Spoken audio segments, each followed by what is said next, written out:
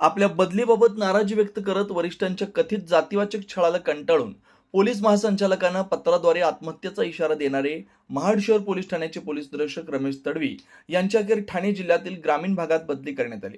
त्यांच्या जागी नुकताच संदीप अशोक भोसले यांनी महाड शहर पोलीस ठाण्याचा कार्यभार स्वीकारला. काही दिवसांपासून सुरू असलेल्या तणावपूर्ण घडामोडींना आता अखेर पूर्णविराम मिळाला.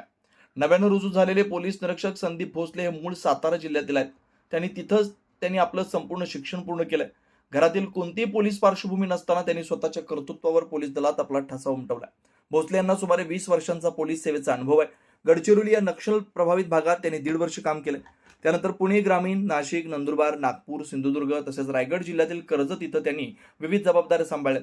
2017 पासून ते पोलीस निरीक्षक पदावर कार्यरत आहेत. सलग 10 वर्ष उत्कृष्ट सेवा बजावल्याबद्दल त्यांना 26 जानेवारी 2025 रोजी पोलीस संचालक पदकानं सन्मानित करण्यात आलं होतं. महाड शहरातील कायदा व सुव्यवस्था अबाधित राखण्यासाठी सर्वतोपरी प्रयत्न करू अशी ग्वाही भोसले यांनी दिली. आगामी शिवजयंती, होळी, चौदार तळे, सत्याग्रह दिन तसेच इतर सण उत्सवांच्या पार्श्वभूमीवर नागरिकांनी धार्मिक व जातीय सलोखा राखून प्रशासनाला सहकार्य करावं असं आवाहन त्यांनी केलंय. तुम्ही पाहत आहात विस्टा न्यूज मराठी.